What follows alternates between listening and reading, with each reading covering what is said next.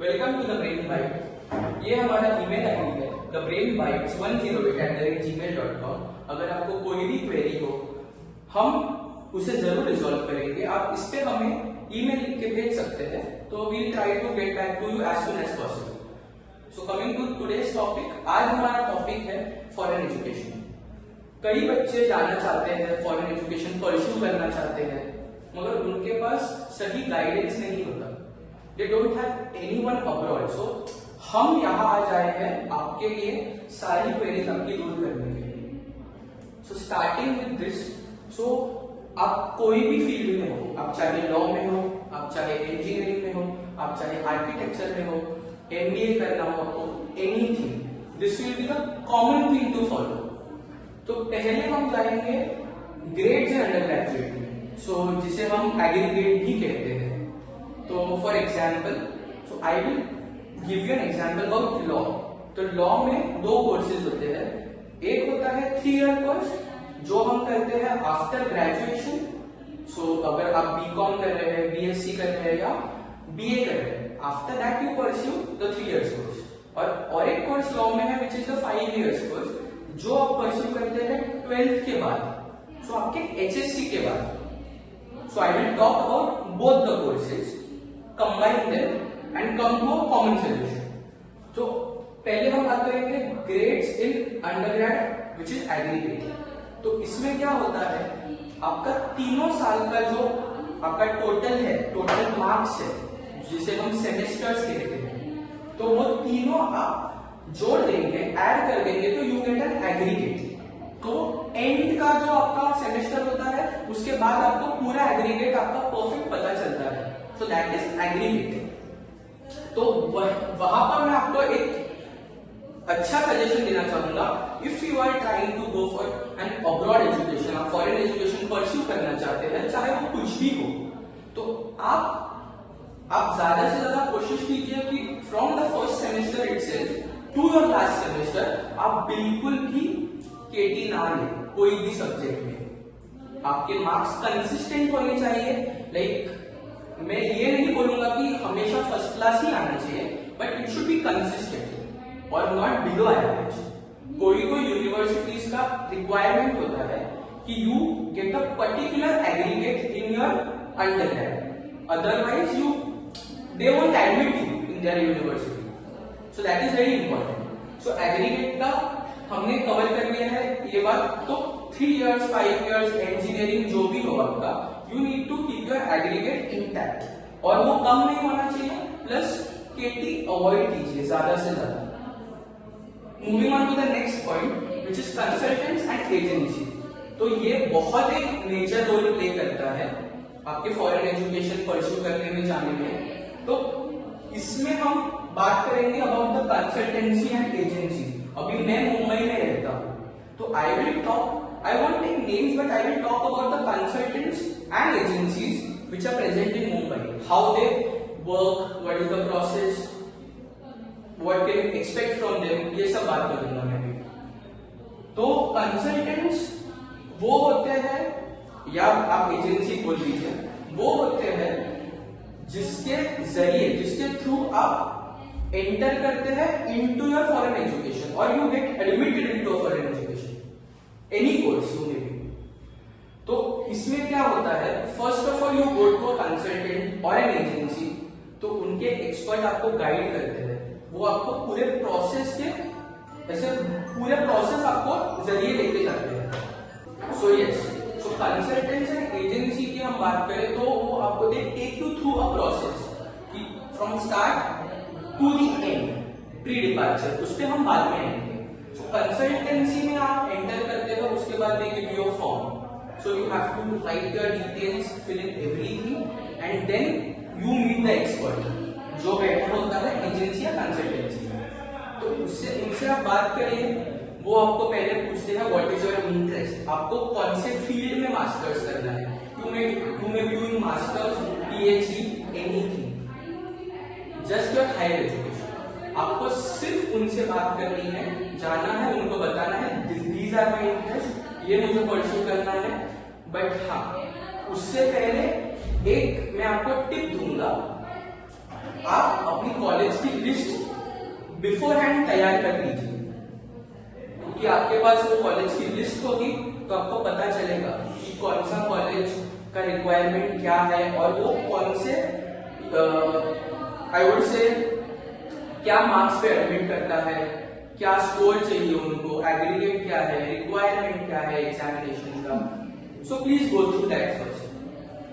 तो ये आपको पूरा गाइडेंस देंगे, क्योंकि मैं आपको एक बात बता सकता हूँ कि कंसल्टेंट्स और एजेंसी जो है वो अलग अलग लोग चलाते हैं, तो इट्स अप टू देम कि वो कितना चार्ज करते हैं कितना नहीं। कोई कोई कंसल्टेंसी फ्री में भी करती है, they do everything free of cost, और उसके बाद आपको अगर कुछ भी डाउट होगा तो आप उनके एक्सपर्ट से कोऑर्डिनेट कर सकते हो। So that is about the consultants and agency. Moving on to the examination point of view. So moving on to the examination parts. अगर आपको foreign education pursue करना है तो आपको कुछ examinations देने होंगे before you depart. तो उनमें आते हैं TOEFL, IELTS, GRE, GMAT, ETE and SAT.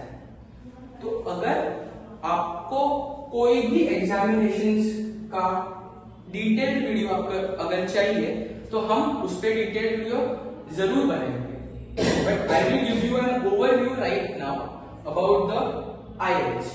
So IELTS ये एग्जाम, उसमें होता यह है कि once you enter the room आपको पहले बिठाया जाता है, कंफर्टेबल किया जाता है, उसके बाद वो आपको पूछना शुरू करते हैं किस चीज के बारे में, वो मैं आपको बताता हूँ। पहले वो आपको पूछेंगे आपका नाम, आपके सारे डिटेल्स जो आपने पहले एग्जामिनेशन फॉर्म भरने के वक्त आपने जो इंसर्ट किए होंगे वो आपको पूछेंगे, just to recall, that's it. उसके बाद वो आपको बोलेंगे कि आप अपने बारे में हमें कुछ बताइए, अबाउट योर सेल्फ, जो आपको आपके हॉबीज है, आपका नाम है, आप कहाँ रहते हैं, everything related to yourself. So उसमें शुरुआत हो जाती है कि आपका इंग्लिश बोलना कैसा है, वहीं से आपको जज करना शुरू करते हैं। ओके, सो उसके बाद थोड़े मिनी सेशन में आपको वो कुछ क्वेश्चंस पूछेंगे, उसका आपको तैयार करने में it's not like an extempore, आपको वो आंसर्स तैयार करने के लिए वक्त जरूर देंगे, पेन एंड पेपर भी प्रोवाइड करेंगे, तो आपको जल्दी से जल्दी वो क्वेश्चंस नोट डाउन करने हैं, आंसर लिखने हैं, और उसके बाद जब टाइम अप होगा you have to proceed with those answers. तो आप कैसे बोलते हैं वो आपको जज करते रहेंगे। सो पहले IELTS में स्पीकिंग में हो गया आपका, स्पीकिंग में आपका हो गया टॉकिंग अबाउट योर सेल्फ, उसके बाद ये सेशन। सो कुछ भी पूछ सकते हैं वो आपको, अभी आप मौसम के बारे में बताइए, आपके एरिया में कॉर्पोरेटर के बारे में बताइए, they can ask you about politics, anything. और ऐसा नहीं है कि आपका जवाब हमेशा सही ही होना चाहिए, दैट्स नॉट अ कंपल्शन। आपका सिर्फ फ्रेमिंग कैसा है, आप इंग्लिश में बात कैसे कर रहे हैं, उसके बेसिस पे आपको जज करेंगे, करेक्ट और रॉन्ग आंसर्स के बेसिस पे नहीं। Moving on to the second part which is the trial, which I call it as a trial. So उसमें है hearing, reading and writing test. That is the main part. वहां पर काफी लोग बहुत ज्यादा नर्वस होते हैं। तो राइटिंग पार्ट में कैसे है, यू हैव टू राइट, आपको बहुत ज्यादा नहीं लिखना, बहुत कम भी नहीं लिखना, वहां पर दिया होता है आपको कितने वर्ड्स में लिखना है, वर्ड्स में कितने लिखना है, टॉपिक्स देंगे आपको, उसके ऊपर आपको लिखना है। It's all about essay writing. बस आप सही से लिखिए, स्पेलिंग सही रखिए और ग्रामेटिकल मिस्टेक्स बिल्कुल भी ना करें। हियरिंग में होगा, आपको हेडफोन्स दिए जाएंगे, उसमें आपको सुनना है और आपको एक क्वेश्चन पेपर दिया जाएगा, उसके हिसाब से आपको आंसर्स नोट डाउन करने हैं। सेकेंड पार्ट हो गया। और थर्ड पार्ट आपका है रीडिंग। सब पढ़ना है, जो आपको क्वेश्चन पेपर देंगे उसके हिसाब से you have to fill in the blanks, columns, everything. उसमें आपको ज्यादा डिटेल में नहीं लिखना है, you just have to read and write the fill in the blanks और it's one liners, anything. So अगर आपको एग्जामिनेशन पे पूरा वीडियो चाहिए, हम वो जरूर बनाएंगे आपके लिए। आपको अगर एग्जामिनेशन पे पूरा डिटेल्ड वीडियो चाहिए तो प्लीज कमेंट्स में डाल दीजिए, हम जरूर बनाएंगे वो वीडियो आपके लिए। तो आपको एक आइडिया आ जाएगी डिटेल में कि आपको कैसे प्रोसीड करना है। सो प्रिपरेशन आपको कभी चालू करनी है, मैं आपको एक आइडियल ब्रैकेट बता देता हूँ। आप जनवरी में भी स्टार्ट कर सकते हैं और ऐसा आप पहले भी स्टार्ट कर सकते हैं। आपको सिर्फ आपके मार्क्स पे कॉन्सेंट्रेट करना है। आपके मार्क्स अगर कंसिस्टेंट हो तो आप वेट ना कीजिए आपके अगले मार्क्स का, प्लीज स्टार्ट द प्रोसेस। और प्रोसेस में आपको कलेक्शन ऑफ डॉक्यूमेंट्स, तो इसमें आपको क्या करना है वो सोलली आपके कॉलेज पे डिपेंड करता है, या फिर आप कहीं पे इंटर्नशिप्स करते हो वहां पर उनसे आपको LOR लेना है। LOR का पूरा मतलब है letter of recommendation. So maximum colleges में LOR 3 एक्सेप्ट होते हैं, मैक्सिमम 3 एक्सेप्ट होते हैं। तो फर्स्ट LOR आप जरूर आपके कॉलेज प्रिंसिपल का लीजिए, दूसरा LOR आप लीजिए आपके कोई भी प्रोफेसर का। आप प्रोफेसर की भी थोड़ी बहुत एलिजिबिलिटी चेक कीजिए, उसके हिसाब से आप go for that professor, otherwise दूसरा कोई भी प्रोफेसर आपको दे देगा।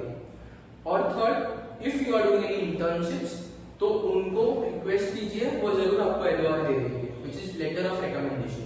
और SOP जो होता है विच इज पर्सनलाइज्ड, आप खुद से लिखिए। SOP में आपकी जर्नी लिखिए, राइट फ्रॉम द बिगिनिंग। कहां से आप लिखेंगे? आप लिखेंगे आपके स्कूल टाइम से, स्कूल लिखिए, उसमें कॉलेज लिखिए। अगर आपने अंडरग्रेड भी किया है, 2 अंडरग्रेड किए हैं आपने, तो 2 अंडरग्रेड के बारे में लिखिए। आपके लॉन्ग टर्म गोल्स लिखिए, आपका विजन लिखिए। SOP पूरी तरह पर्सनलाइज होना चाहिए। और मैं आपसे ये भी विनती करूंगा कि SOP आप खुद लिखिए। Third, transcripts are your marks, basically sheets showing your marks। क्योंकि कभी कभी क्या होता है आपकी आप वेट नहीं कर सकते आपके फाइनल रिजल्ट्स तक या एंड सेम तक, सो कहीं ना कहीं डिले होता है। तो you as per transcript, so transcript ऐसी चीज है, आपके मार्क्स पहले से ही आपके कॉलेज के पास स्टोर्ड होते हैं। तो कॉलेज आपको ऐसा करेगा कि ट्रांसक्रिप्ट के फॉर्मेट में मार्क्स लिख के देगी और उसके ऊपर फिर आप वो सबमिट कर सकते हैं, क्योंकि transcripts are acceptable for you to get into a good university. So preparation, collection of documents, transcripts, ये बहुत ही इंपॉर्टेंट चीज है, तो इसे आप ना भूलिए। सो आज का हमने पूरा 4 पॉइंट्स हमारे कवर कर लिए हैं। Thanks for watching. Please like, share and subscribe to our channel.